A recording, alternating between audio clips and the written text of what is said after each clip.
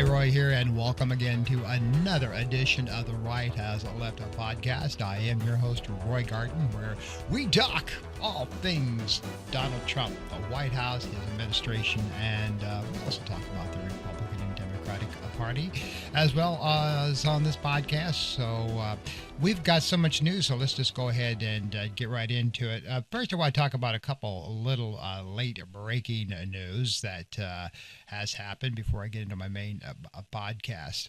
And that is, of course, we need to talk first and foremost about John Bolton. He is the former administration appointee by the Donald Trump administration in his first term. And John Bolton was found guilty of keeping classified documents. He pled guilty to that. And, of course, the Attorney General got out there and made a huge grandstanding speech about, no one is above the law and he shouldn't be keeping them. And, of course, this guy can be sentenced up to 10 years in a federal prison for keeping classified documents. I don't know if he'll serve that full term because of his age. He very well may, but we'll have to wait and see how that progresses. Sentencing won't take place for a couple of months, and he is out on his own reconnaissance, so he's not like sitting in jail right now. So we'll have to see how that plays out. Now, the reason I bring this up, yes, if he's holding classified documents, as he said he was, and he pled guilty, the man is guilty. He admits it, and he probably needs to receive a sentence. Being that Trump doesn't like him anymore because he went against him, he may get some prison time. I don't know. But what's funny about this is the fact of the matter is, of course, Donald Trump kept classified documents in his Mar-a-Lago estate in between his run for his first and second term. It was proven that he had classified documents, but, that blew up, because he found a favorable judge here in Florida, and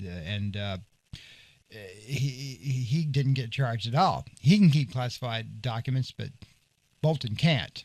So you see the catch-22 on that. And the Attorney General making this big damn speech about no one's above the law and classified documents, blah, blah, blah, blah. But Donald Trump had a whole carton full of them in Mar-a-Lago, but that's different, isn't it? So, like I said, the law should be applied on all equal playing fields, if you ask me. So when they got up there and made that big speech, I just wanted to throw up because, sure, Donald, and Bolton, it just did wrong, had the classified documents, but Donald Trump, he had classified documents, but that's a whole different thing. The other thing here that's on late breaking news before I get into my actual podcast is they are closing Alcatraz detention center here in Florida, which cost millions upon millions upon millions of dollars to build. Governor DeSantis thought that was the best thing since cheesecake, that was built there, and how they made a big grandstand about it and everything like that. And now hurricane season's coming, and they said the thing wouldn't hold up to a hurricane. It would be flooded, so they moved them all out, and now they're closing it down. Our freaking tax dollars just went right out the door on building this stupid camp in the first place. And so, again, your tax dollars at work, ladies and gentlemen. Alligator Alcatraz is no longer. They're going to tear the whole thing down, and they don't even know what to do with the property. Like I said, talk about just total waste of money. And y'all need to be aware of that, what this crap is costing you, the taxpayer.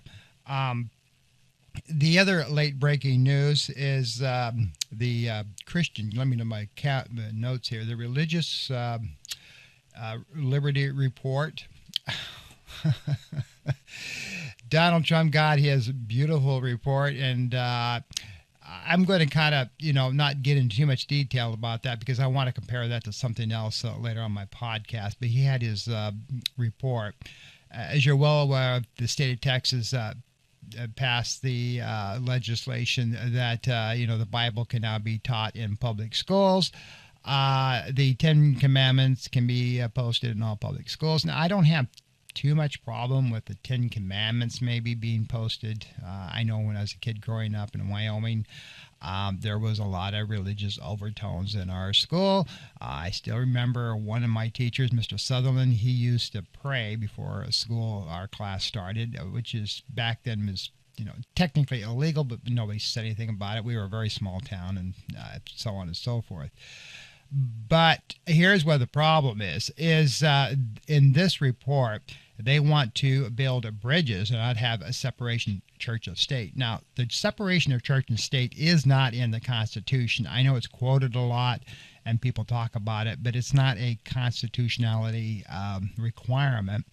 It's just been kind of a thing that we should have known about. And of course, the other thing they want to do away with is the Johnson, what's called the Johnson Amendment, to where churches are not supposed to get political, nor are they supposed to endorse a candidate. They want to federally get rid of that law. And this is where I do have a problem. People go to church to worship in their own frame of mind. You have Democrats, Independents, and Republicans that go to church.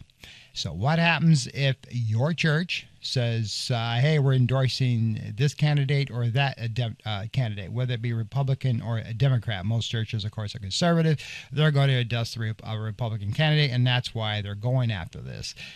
They feel if they can get God himself behind, or herself, however you worship, into endorsing a particular candidate. Wow, In other words, the Republicans are trying to cram religion down your throat, and they want you to endorse their particular candidate. So that's why they had this little thing going on here, is to try to get you to have your church endorse a candidate. And, again, that's just totally wrong. This building bridges is basically the Republican Party says if we can cram religion, and I'm talking about not Buddhism, I'm not talking about Muslim, I'm talking about white evangelical Christianity. That's where the money is. That's what they want to cram down your throat. And again, this is why so many people are leaving organized religion. They still believe in God. They still believe in Jesus Christ. A lot of people say, I am a Christ follower. But when you say, well, what church do you belong to? A lot of young people, especially millennials on down to Gen X, Gen Ys, are saying, well, I don't belong to any church. And that's why. It's because they're trying to make them all political, and they don't like that. And this administration should stay away from that as well. Just because they feel that you need to have Christianity in schools, which, again, I don't believe in, because there's so many different diversities of religions, of families that go to church. And like I said, Muslim, because we do have freedom of religion in this country still. Not everybody is white evangelical Christians. They're very various. Can you imagine, though, if you have a mosque or you have a temple or something else in your city, and your child goes to a public school and they're teaching biblical principles of just, white to streamline Christianity, and they're going to, your child says, why? I don't, that didn't happen according to the Quran or what I believe in. So you got to see where these people are going with it. It's all about trying to get the Republican Party crammed down every single American's throat, and no other, party is, or religion is permissible. That's what they're trying to do.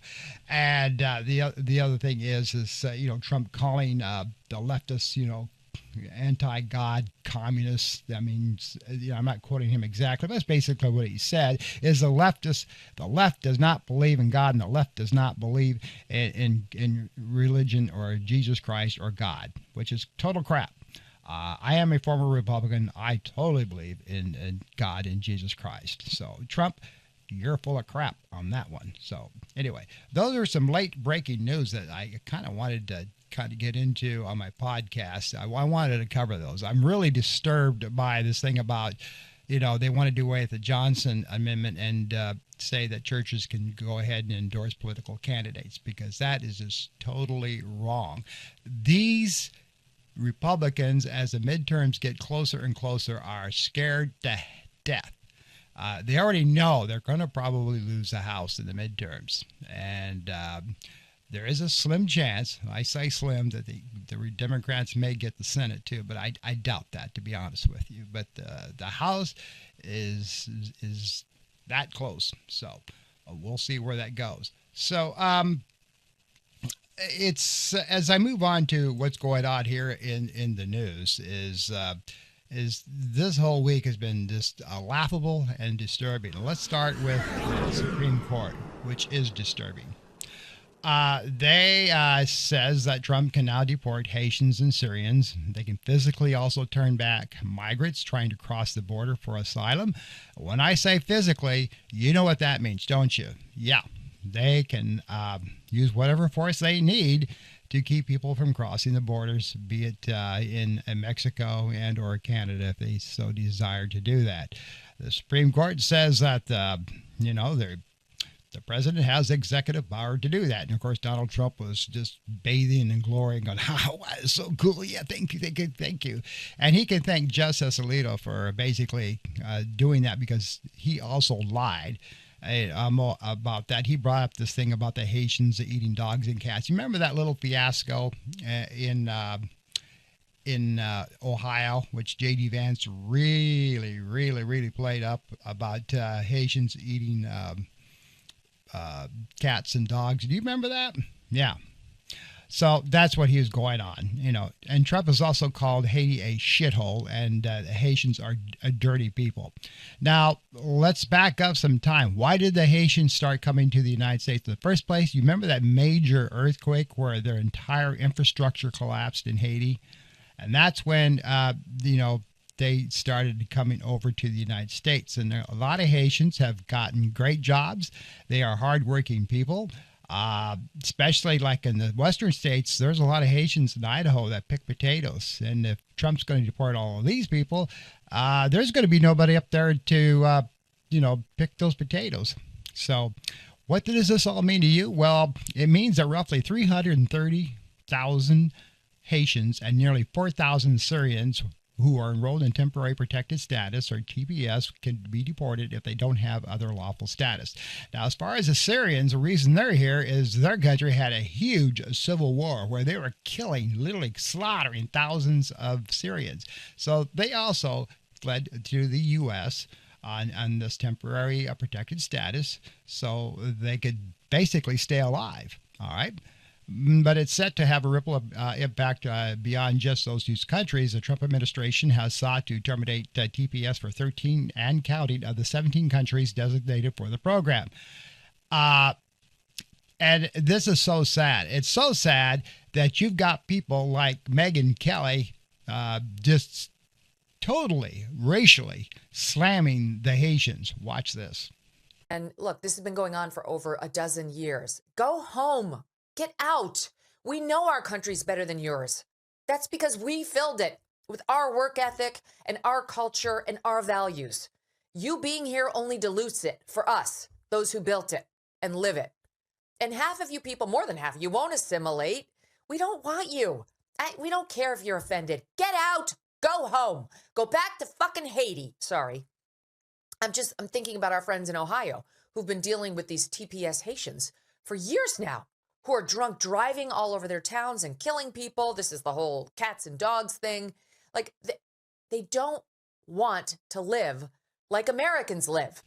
So, again, Megyn Kelly, who, is an ex-Fox News host. Of course, she's basically gone from being an A-lister in the news journalism world down to a B-lister in the journalism world.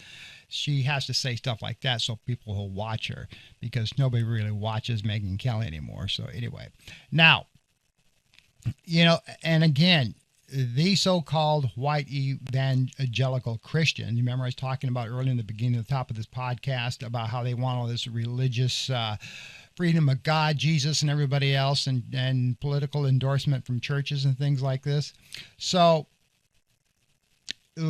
not only do we have that tablet on the Statue of Liberty about bringing your tired and your hunger and your people to Ellis Island who immigrated to the United States, we not only have that plaque, but for you so-called white evangelical Christians who can, use race to desecrate the Syrians and the Haitians And the Mexicans and anybody else with brown skin, like Donald Trump, who literally hates anybody unless they got millions of dollars.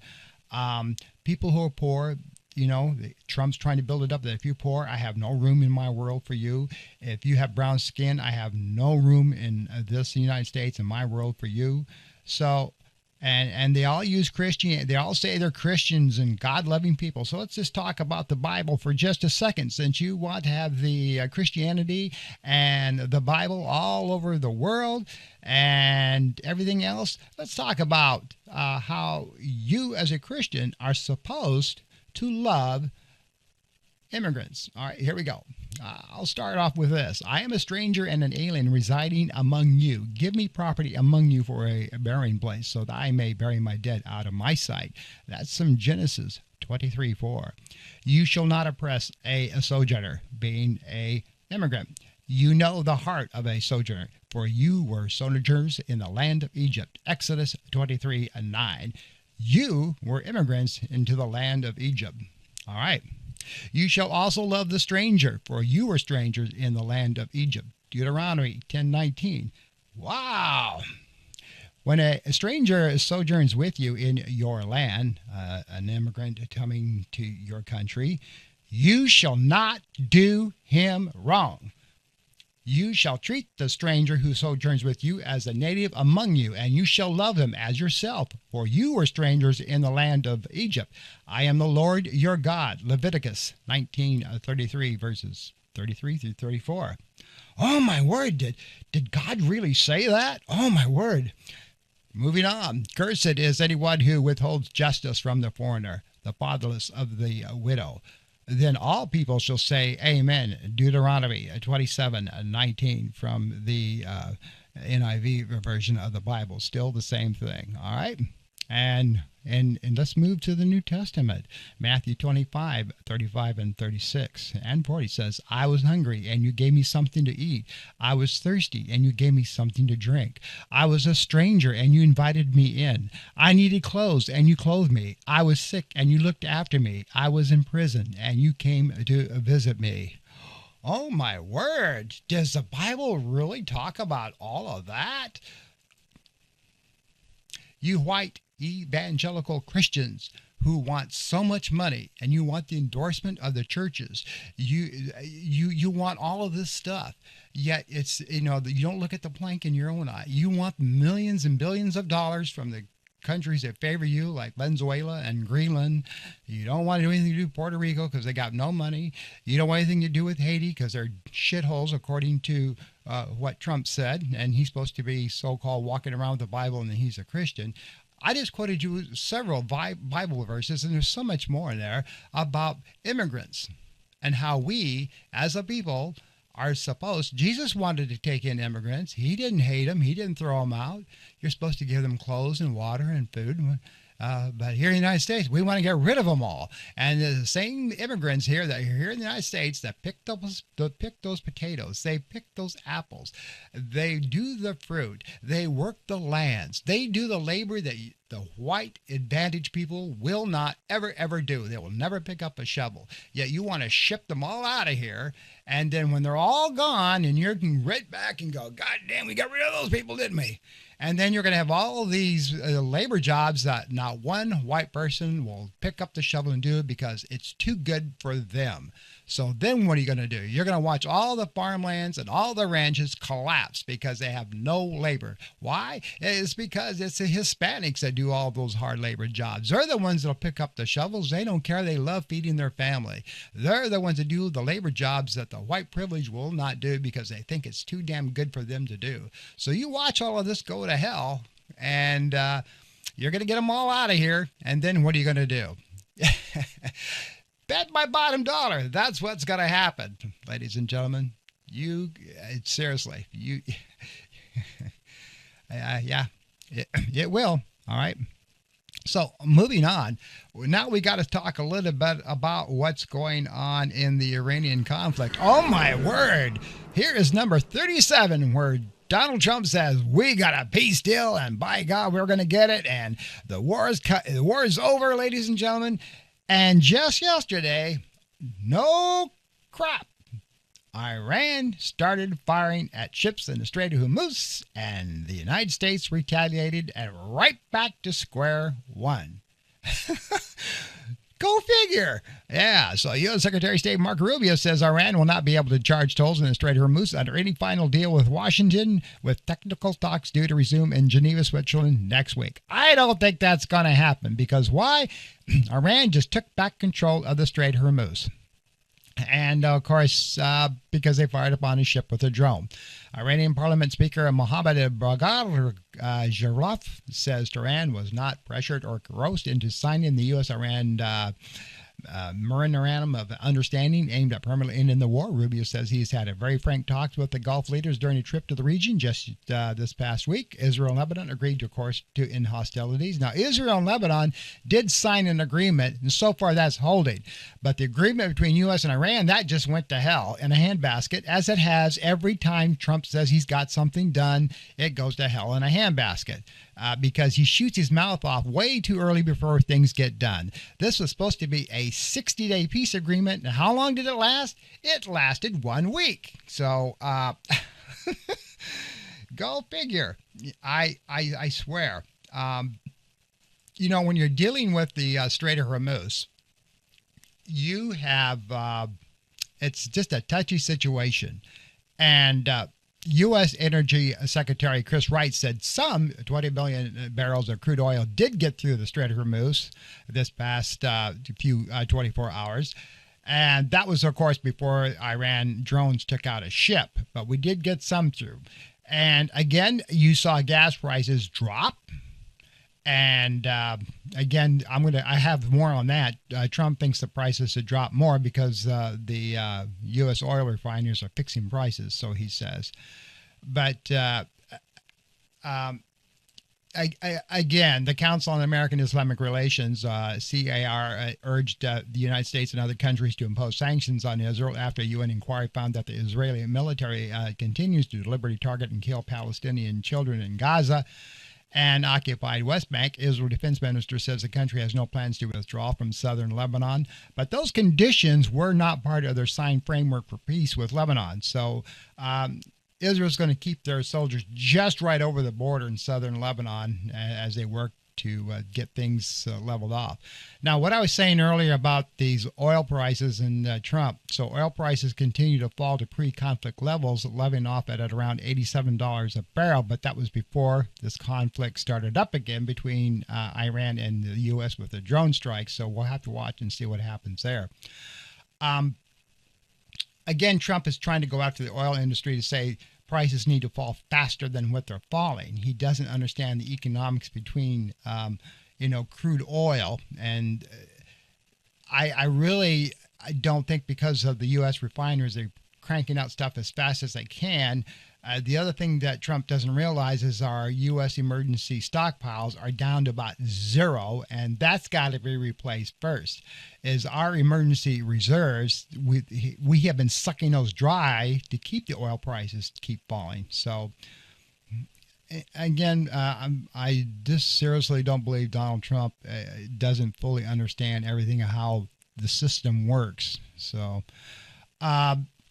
and then, of course, we've had the huge blowout with Trump and getting some bills passed on the housing thing, which is going to be my deep dive. But Senator Bill Cassidy received a briefing about the Iranian conflict from Vice President J.D. Vance and Special Envoy Steve Witkoff at the White House Wednesday afternoon after the senator clashed heavily with President Trump at a meeting earlier in the day. He'll want to thank the Vice President and Special Envoy Witkoff for the thorough briefing this afternoon on Iran, he stated.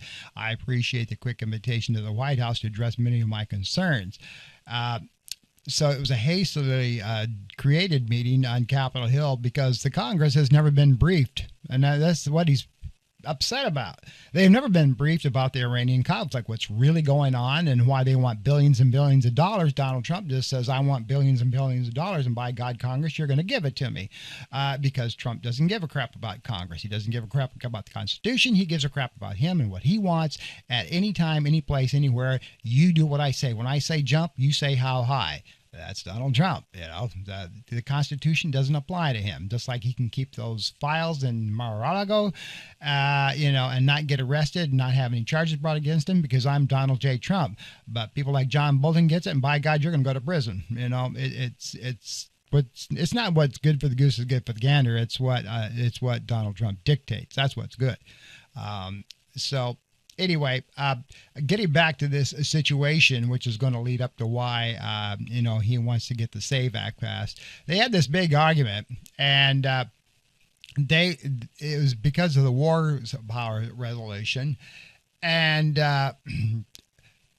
Congress actually passed that, and that's what pissed Trump off. So he sent his people down there, and of course, later on, the Senate had another go around, and they decided not to endorse the Wars Power Act. But first, they did it because they were upset because they weren't getting any briefing from the White House about what was really going on in Iran. So J.D. Vance and Witkoff came over and appeased them and gave them a closed door session on what was going on in Iran. He felt pretty good about it, so they went around again and decided not to keep the Wars Power Act. So Cassidy originally voted for the measure along with Susan Collins, Lisa Murkowski, and Rand Paul. And John Fetterman voted against it, but the resolution still passed because Senators Mitch McConnell and David McCormick missed the vote. Let's pause right there. What the hell's going on with Mitch McConnell from Kentucky? And nobody knows jack about what is really wrong with him. I don't know if he's still in the hospital or home. The man has a lot of health issues, and his entire administration that he has within himself is not saying nothing except that he's resting and he's doing well. And the Republicans, of course, aren't going to say jack because as long as he is physically there and holding his position, they've got the votes from Mitch McConnell. So that's why they're being so secretive about it. The guy could have already passed away, but you're not going to know anything about it because it's a mystery. So anyway, so getting back to this thing, this fiasco that happened this past week, so they finally did away with the vote with the Wars Power Act. So, but it was a huge shouting match, and it's finally, a lot of the Republicans are starting to stand up from Trump because the midterms are getting closer and closer and closer, and the American people are upset because of the economics about all of this, and a lot of these people's positions may be in trouble. And but it's kind of funny that they blew up, and then of course they turn around the Wars Power Act and say, okay, we won't do it. We will run, we'll get back in line, Mr. President. We'll go back and kiss your hind end again. So but this all goes towards this right here, why this all happened. So, as you're well aware of, they had this bipartisan bill passed, both from the Senate and the House, and Donald Trump was supposed to sign that bipartisan bill about giving some housing relief and rental relief to the American people. What does Donald Trump do? He holds them hostage. So he was supposed to have the signing ceremony, and of course, he posted this on his Truth Social, and because he thinks that the Save America Act, which has to do with basically policing your voting rights, is a national emergency, which is bullshit. It's not. There has never been any instances of voter fraud anywhere, but Donald Trump likes to use this because he lost the first term around to Joe Biden. He's still bitter about that. He thinks he's God's gift to heaven, and that everything should have went his way, and he's still whining and bellyaching about it like a 2-year-old over this. So he wants this Save America Act to pass, to where we want to turn the U.S. into a police state and put people with machine guns around voting blocks to make sure everybody votes the way you're supposed to vote, just like they do in North Korea and the Soviet Union, Russia, and other communist countries, Cuba. That's the way he likes that, because then everybody gets in the way. They all keep their party together. Thank you to this attention to matter. I'm not thanking your attention to anything. So what happened to all of that was a very, very empty room. Nobody they all waited and waited, and he never showed up. So the sprawling legislative package aimed at lowering the cost of housing and spurring more home construction won bipartisan approval from Congress this past week, but it hit a major roadblock in becoming law because President Donald Trump refused to sign it. The White House supported the 21st Century Road to Housing Act, but on Wednesday he canceled it because he wants the Save America Act to come through first. And how does he want to come through that? He is demanding, he's not asking, he is demanding that the Senate, somehow get that SAVE Act through. Bury it in some other bills where maybe the American people won't see it, because he thinks that, the voters are all stupid. Bury it, do something, but just get that through. And it has not even stand an inkling of passing because there is very, very little support for it from even in the Senate, no matter how hard they try to work it. They've tried just 3 times to get the Save America Act bill through. They don't want to do it because they realize how illegal it is. They realize how voter suppression it is. That's why they're not getting it through. If they try to cram this thing through, I can guarantee you there's going to be a lot of senators that are going to lose their seat because voting is a constitutional right to every person. And Trump thinks all these illegals are going out there and voting and voting write-in. That's even changed now. The post office said they will not accept write-in votes one day after the election, and that because now Trump's got his postmaster general in there, somebody he's personally appointed that is a butt kisser. So now the post office, they're doing all this they can to make sure that the Republicans stay in office forever and ever and ever till the world maybe comes to an end, because it's the Republican Party or nobody. Well, it's white privilege or nobody. They're turning this country into a controlled state, just like North Korean stuff, where only the white privilege have rights and nobody else does. If you've got millions of dollars, you're a good person. If you're poor, we'll see that you're removed and put somewhere into a labor camp or something. What does that sound like, huh? So anyway, that's what the Save America Act is. So this housing legislation thing is what I really kind of want to take a deep dive into, because it's very important, and it's something that would have been a beautiful situation. That's why it's bipartisan. It would have completely revised the housing industry forever and ever. So let's take a look at it. So the measure is the culmination of months of negotiation by lawmakers who combine dozens of bills meant to address how housing affordability for both renters and aspiring homeowners in the United States has grown. You know that, and I know that.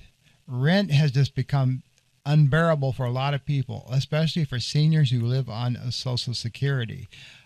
Even HUD, the Housing and Urban Development that supplements a lot of these companies that do rentals, it's gotten crazy. Like right where I live, rent has gone up $120 per month. Here's an example: say a 2-bedroom apartment that is $1,000. That's now almost $1,500 a month. A lot of places in urban areas like New York City, you can't even get a studio apartment for less than $3,000 a month. Where I grew up in Jackson, Wyoming, which has got high cost of living, the studio apartment is $2,500 to $3,000 a month. Something has to be done, ladies and gentlemen. And when homes get built, you get these speculators to buy up these homes, and this is what this law was going to fix. And then they turn around and try to sell them and rent them out for $3,000 a month. This whole country is turned into about, what can I get for money, money, money, money? Capitalism, money, money, money, big bucks. That's what I want.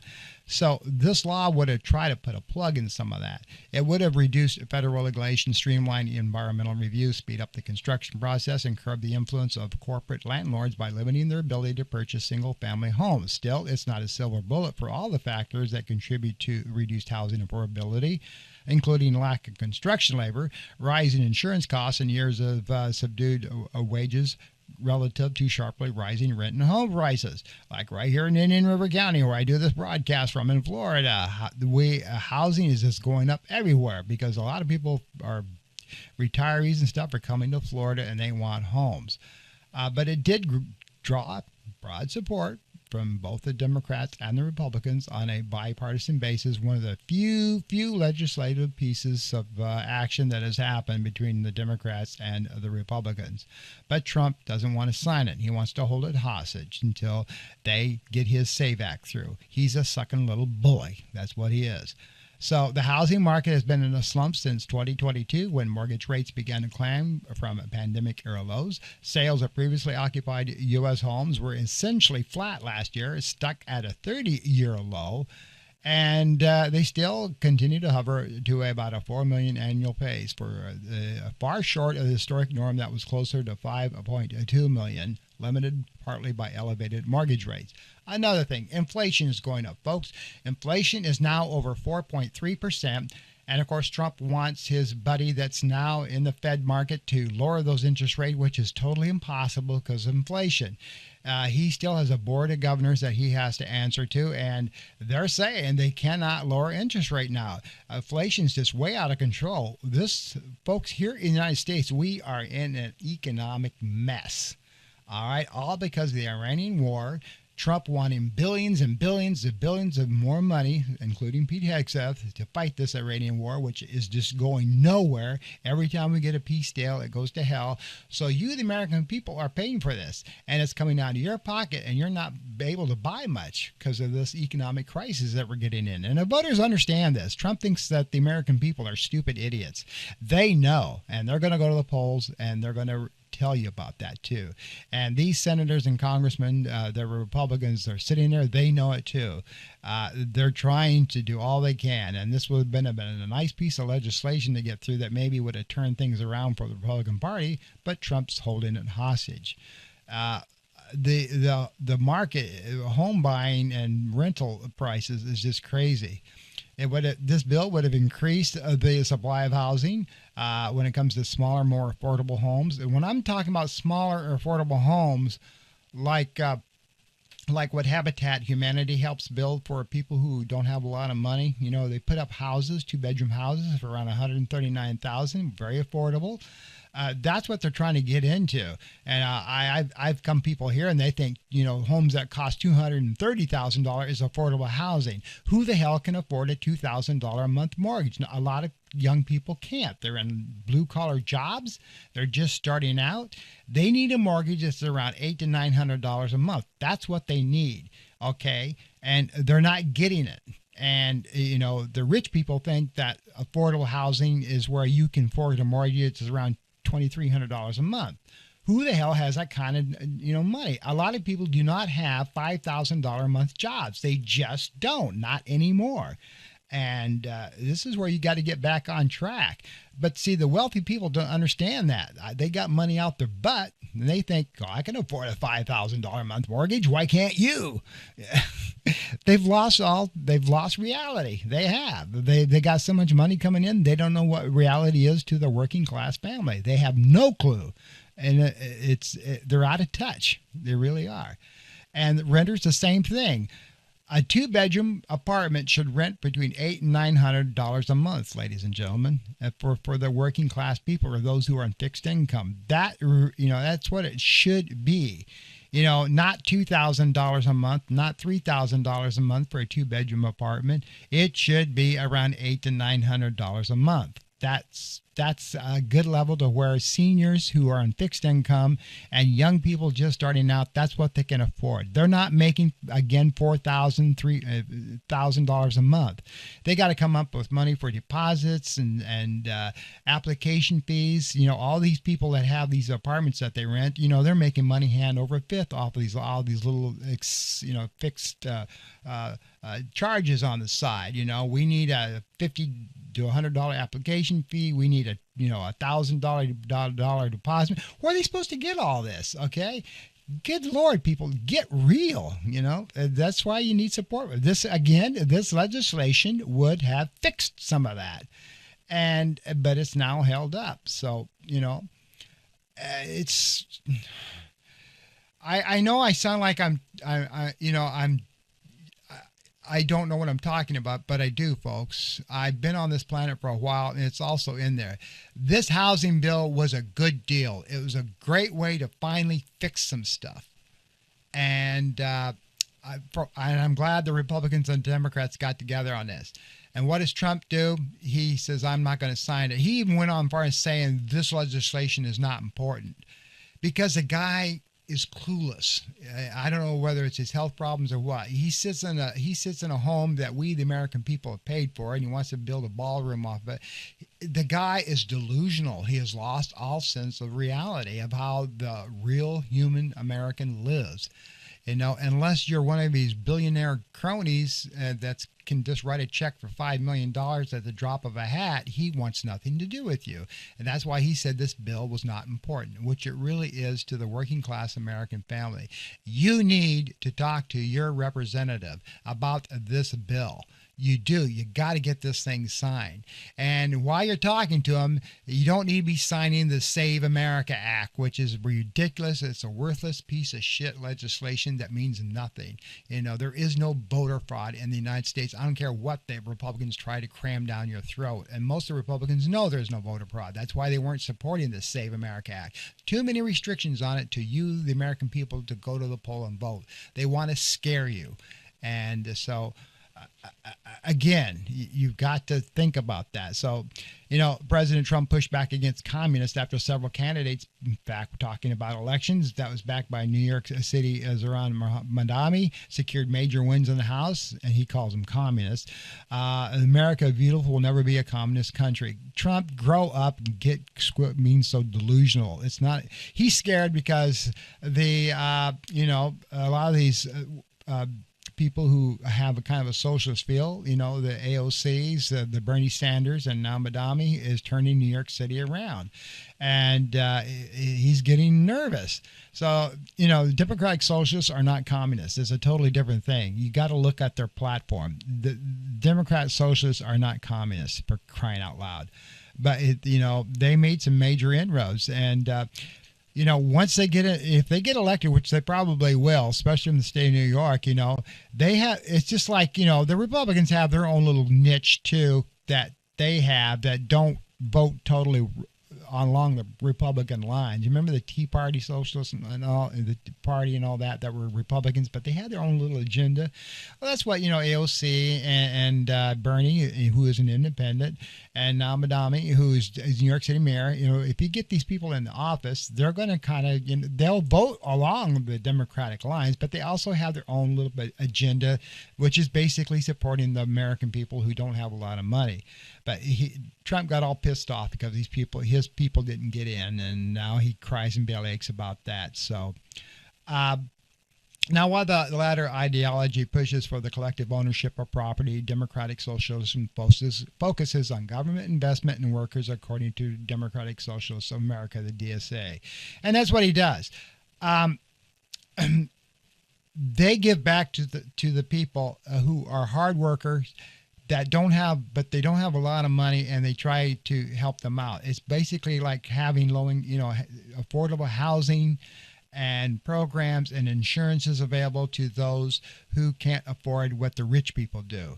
That's basically what it is. And this is why Trump's scared. He doesn't think the wealthy, the rich, and those who have millions of dollars should be able to have to give up money to support people who are below them, and where they have higher taxes for corporates. Trump doesn't think that should happen. Millionaires should be able to be millionaires and make more millions. That's too damn bad that if you can't be a millionaire that you didn't get there. If you weren't born with a silver spoon in your mouth, that's not my fault. So that's there. Yeah, he's a little nervous about what's going on in New York. Going back to what I was saying about the oil companies, Donald Trump, this past Wednesday, he instructed the Department of Justice to probe oil companies for not lowering gas prices at the pump in line with falling costs. He accused them of gouging consumers. Trump did not name any companies in his late night message on Truth Social, which was posted shortly after midnight. The big oil companies are not dropping their prices at the pump. In line with the sharply lower prices they are paying for oil, Trump wrote. Those prices are dropping like a rock, so he says, and yet the customers are being gouged. He said gas prices better start going down a lot faster than what I'm seeing. He added that the Department of Justice did not respond to an overnight request for comment. Trump's war on Iran and Tehran's subsequent closure of the Strait of Hormuz rocketed global oil markets, and they sent enterprises soaring. With what's going on now with them closing the strait again, you watch, your prices at the pump are going to start edging it back up. But Trump thinks there's something magic between the oil companies, not lowering prices when he sees prices. We got oil going through the Strait of Hormuz. Why isn't prices dropping really fast? You're not going to see that $2.39 a gallon, folks, or $2.49 a gallon price for a long, long time. Not until we get our strategic oil reserves built back up, and has to happen. And you're not. It's going to take 6 months to a year to get prices back down to that. That is if we get things settled with Iran. So it's not a magic bullet, folks. I'm sorry, it's just not a magic bullet. It's just not going to happen. So. What else is going on in the news, of course, is this reflecting pool, this big multi-million-dollar joke that Trump tried to put together. So you now have the Oklahoma State Troopers and National Guard patrolling the reflecting pool and arresting people at all odds, even if they even stare into it. They've got people getting arrested. They got loudspeakers saying the reflecting pool is off limits pretty much. So people they're starting to arrest people. So again, state controlled, because the pool got a cut in it and Trump's pissed off. And of course, they're getting more security for the upcoming events that are happening around the White House and the mall, including an auto race, if you can believe it or not, and celebrating the U.S.'s 250th anniversary.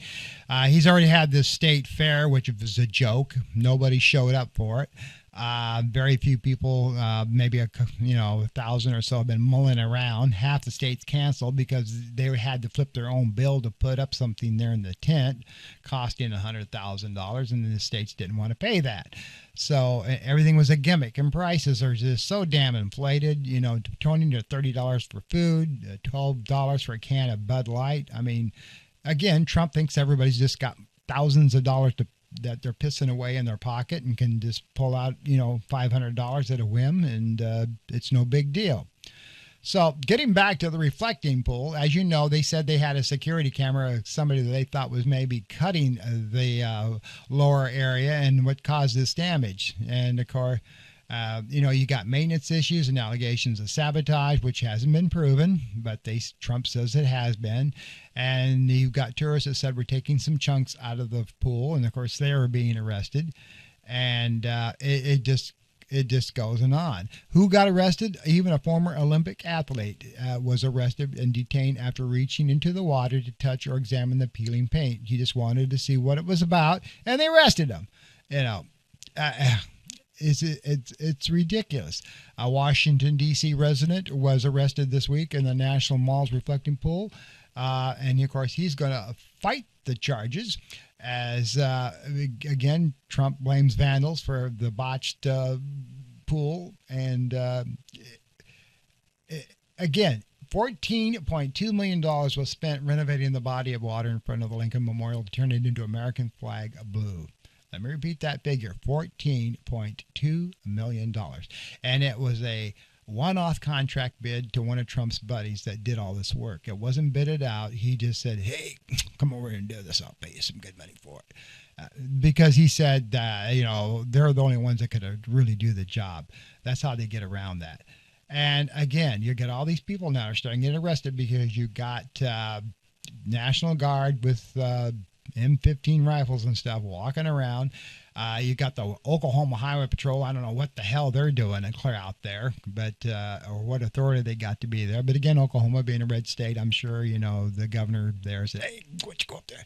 I'm surprised DeSantis didn't do the same thing here in Florida. Hey, let's send some highway patrol people up there and help patrol that place. It's good for us, Everybody wants to kiss Trump's hind end, so there you go. And it's sad.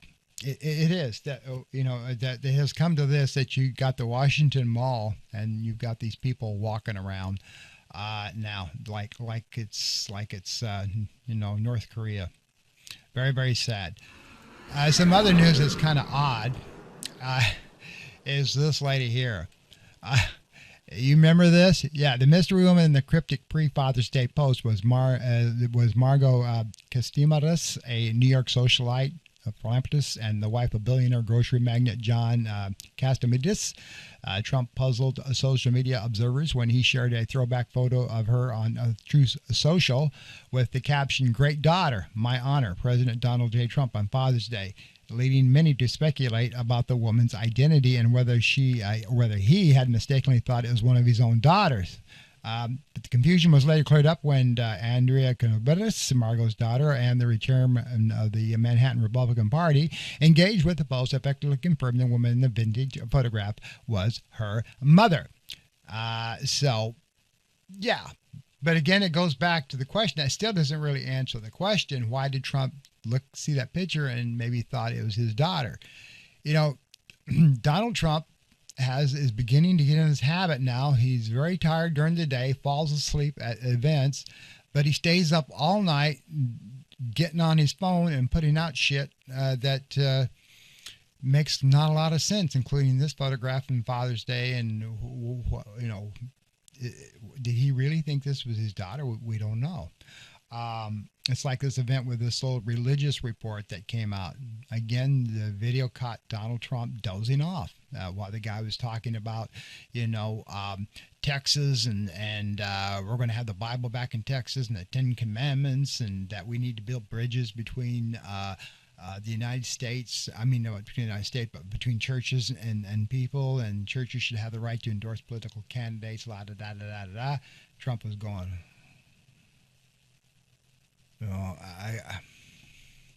It's crazy. And my last piece here on my program today on this podcast, you had this flu outbreak at Lackland Air Force Base where over 140 people got the flu and got sick. These are inductees into the United States Air Force, and Lackland is a major training center in San Antonio for these people. Well, Pete Hegseth finally says we can go ahead and reinstate the flu shots. First he said it was optional, it's not needed. It's a violation of the rights. Blah da da blah da da da da. And now that a bunch of airmen are getting sick with the flu, he says, okay, well, the flu shot's now mandatory again. So, you got to love this guy, Pete Hegseth. I don't know. Petey is one of the most bizarre people I have ever seen. Of course, he's a Fox News guy, so Fox is bizarre anyway. But he says no, you don't need the flu shots, and they do. He bust rank of female generals. In fact, one of the Navy people that he busted and ranked just won a congressional nomination, and she may be going to Washington to be over him. So we'll have to wait and see what happens. But everything is slowly starting to come back and bite these people in the butt. It is, and the more they go on with these crazy things that they got going on, the American people are starting to wake up, and there could be some big changes that come mid-November. But this has been a very, very strange week, and it seems to be getting worse and worse. The America's 250th State Fair, the Ferris wheel broke down, overcharged prices, empty tents, people walking around in just strange amazement of what's going on. States having to pay $100,000 or more to staff tents that remain empty because the states couldn't afford it to show up. And now pretty soon you're going to have this auto race around the mall that's coming up. Yes, I'm not kidding, folks. Trump wants to have like an Indy 500 race car thing around the Washington Mall. That's something else that he wants. And so anyway, We do have to pray for this nation, folks, and I mean not in the way that Trump wants you to pray. He wants you to pray for the Republican Party. We need to pray for us to all stop this division and all come together. And we do have to keep religion out of public schools. I don't mind, like I said, I really maybe not have a huge problem on an elementary school level, maybe the Ten Commandments. Those are actually good things. But to quote Bible scriptures and stuff like that and study things with the Bible to people who may not be, of the faith that white nationalist Christians are, that bothers them, and I support that. It doesn't belong in our public schools because not everybody is evangelical Christians. You've got the Muslims, you've got Buddhists, you've got other faiths, Seventh-day Adventists and stuff that isn't in streamlined Christianity. And you got to support their rights as well. How does that affect them? You're trying to cram something down that they don't believe. You even got atheists. You've got people who don't believe in God at all, and their children go to church or go to school and public schools.